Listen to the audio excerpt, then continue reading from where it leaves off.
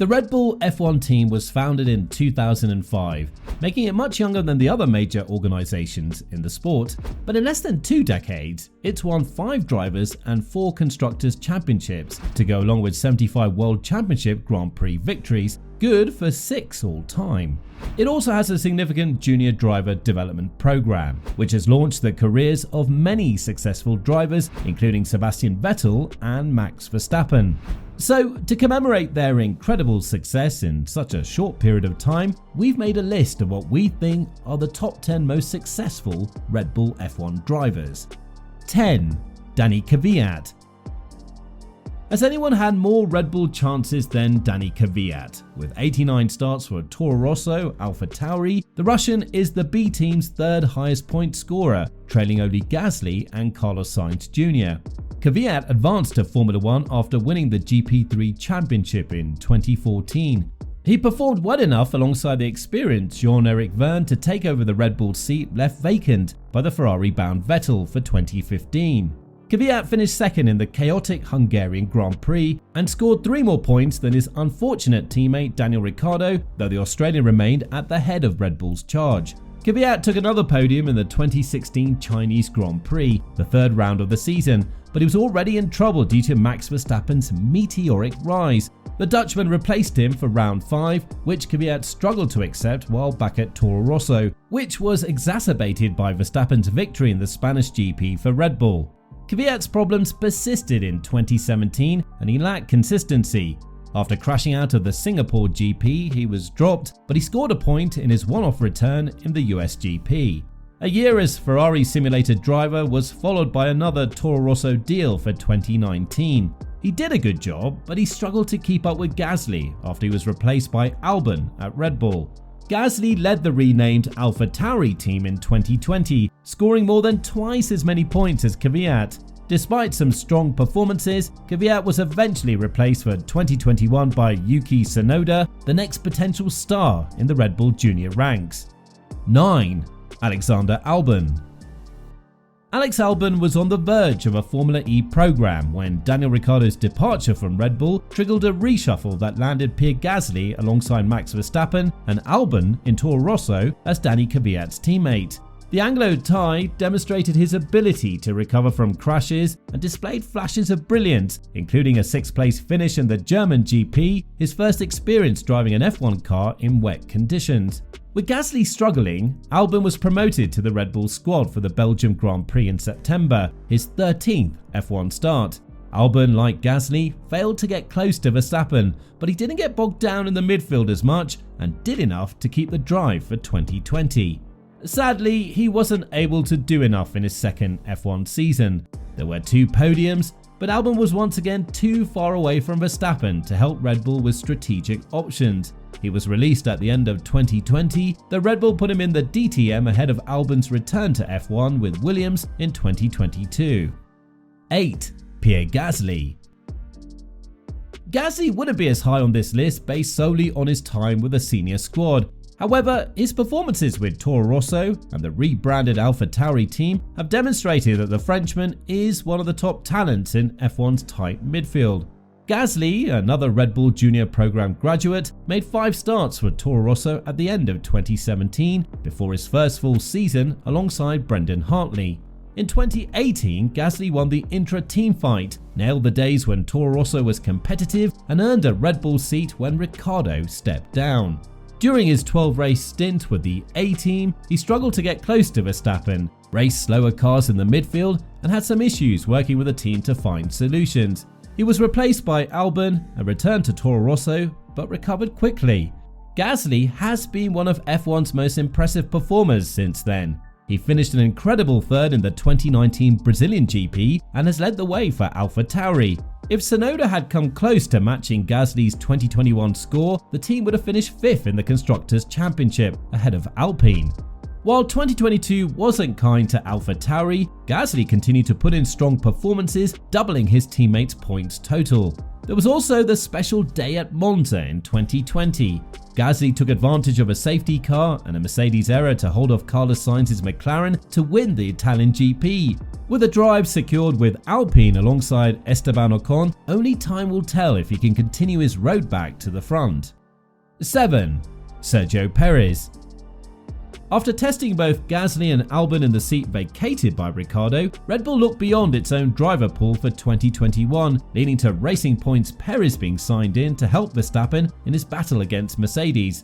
And it somewhat worked. Perez provided useful backup at times, most notably in Azerbaijan, French, Turkish and Abu Dhabi Grand Prix. However, he was frequently off the front-running pace. With only 8 points separating Verstappen and Hamilton at the top of the drivers' standings, Mercedes' 8th consecutive Constructors' title was secured by Valtteri Bottas' 36-point lead over Perez. The RB16B was undoubtedly difficult to drive, but it also had a slight advantage over the competition most of the time. Perez, nevertheless, kept his seat for 2022, and for a while it even looked like he might challenge his teammate for the win. His victory in Monaco, however, was the high point of his season, and everything went downhill from there.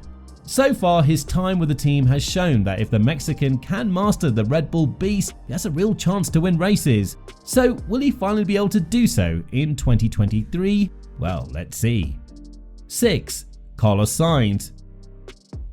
Is Sainz the talent that Red Bull let slip through their fingers? Given his recent performances at McLaren and Ferrari, it could be argued. The Spaniard entered F1 with Toro Rosso in 2015 as a teammate of fellow rookie Max Verstappen. Verstappen scored more points, but much of the difference was due to the car's unreliability. In qualifying, Sainz defeated Verstappen 10-9, and the fact there was tension indicated they saw each other as rivals. Verstappen was promoted to the Red Bull team after only 4 races in 2016, and Sainz easily outperformed new teammate Kvyat while leading Toro Rosso's attack. In 2017, he was also brilliant, finishing 7th in the Chinese Grand Prix, one of the best drives of the season, and scoring all but 5 of the team's 53 points. But he was also on his way out the door. Sainz competed in the final 4 races of 2017 for Renault, his home team for 2018, before making the successful switch to McLaren. More than 4 years after Sainz left, only Gasly has racked up more points for Toro Rosso AlphaTauri. 5. David Coulthard. When compared to others on this list, Coulthard's Red Bull record, 2 podiums in 4 seasons, doesn't look impressive. However, the 13-time GP winner was an integral part of the team's early days following Red Bull's acquisition of the Jaguar team. Coulthard was one of the first key signings for Red Bull boss Dietrich Mateschitz and team boss Christian Horner, bringing 9 years of experience from McLaren's title-winning operation. Coulthard took a surprise 4th first time out in the 2005 Australian GP, scored the team's first F1 podium at Monaco the following year, and outscored his various Red Bull teammates across 2005 to 2007, including Mark Webber. Only in his final season in 2008 was he truly outperformed, but he still managed a podium finish in the Canadian Grand Prix. Coulthard continued to work as a Red Bull consultant after retiring from racing, and stated in his 2018 book The Winning Formula, "One of my most rewarding experiences was to use the final years of my racing career to help develop Red Bull Racing into becoming a dominant team." 4. Mark Webber. Webber was a devoted Red Bull fighter during his 7-year tenure with the team, which he helped establish as a front runner. When Red Bull set the pace in F1, Webber usually had to give best to Vettel and had to settle for 9 wins and a trio of 3rd places in the championship as his teammate racked up 4 titles. Webber's best opportunity came in 2010. With 3 races remaining, his 14-point lead over Vettel and Ferrari's Fernando Alonso was still intact. However, he crashed out of the Korean GP in difficult conditions, and Red Bull, correctly as it turned out, allowed Vettel to maintain his lead in Brazil. That meant Alonso led Webber by 8 points going into the Abu Dhabi finale, with Vettel a further 7 adrift. Ferrari covered Webber's moves in the race, Red Bull kept Vettel on the best strategy, and the German won both the race and the championship. Vettel also adapted better to the blown diffuser concept and became the clear team leader after 2010. Webber left Red Bull and F1 after a season in which Vettel won the championship with 13 victories and he failed to win once. 3. Daniel Ricciardo. The difficulties Red Bull has had with its second car since Ricciardo's departure highlight just how effective the Australian was alongside Verstappen. Ricciardo joined the main team for the start of the new turbo hybrid era, after showing flashes of brilliance at Toro Rosso in 2012 and 13 and immediately put four-time champion Vettel in the shade. Ricciardo won 3 races in 2014, finishing a comfortable third in the drivers' standings. The following season was more difficult due to bad luck, but Ricciardo bounced back in 2016, finishing third in the table and winning in Malaysia. He now had Verstappen as a teammate, but the Dutchman was still prone to some wild moments and errors. Ricciardo defeated Verstappen in the points in 2017 and then won the Chinese and Monaco Grand Prix early the following season as Verstappen made mistakes that cost him opportunities. But the tide was turning. The team's momentum was clearly behind Verstappen, and as the youngster found his stride, Ricciardo's life became more difficult. He finished well behind Verstappen in the 2018 standings and surprised Red Bull by joining Renault at the end of the season. Things would eventually come full circle, however, as Ricciardo will serve as a reserve driver for the team during the 2023 season while he waits for a seat. 2. Max Verstappen. With Mercedes also interested in the rising Dutch star, Red Bull gave Verstappen his F1 debut in 2015 at the age of just 17. He quickly made an impression with Toro Rosso and was promoted to the main team for round 5 of the 2016 season, replacing the disheartened Kvyat. Helped by the clash between Mercedes teammates Hamilton and Nico Rosberg at the start of the Spanish GP, Verstappen was able to hold off Ferrari's Kimi Raikkonen to take a sensational victory. His early years were marked by impressive speed, daring overtaking, the occasional blunder, and some dubious behaviour in wheel-to-wheel combat, with his moves under braking in particular drawing criticism from rivals. Verstappen was outscored by teammate Daniel Ricciardo in 2017, and he had to watch the Australian win both the Chinese and Monaco Grand Prix early the following season after blowing his own chances. Though he never admitted it publicly, this appeared to lead to a different approach. Verstappen's mistakes have been few and far between since then, and he appears to be less on edge. He rose to prominence at Red Bull in 2018, winning 2 races and becoming the clear team leader when Ricciardo left to join Renault.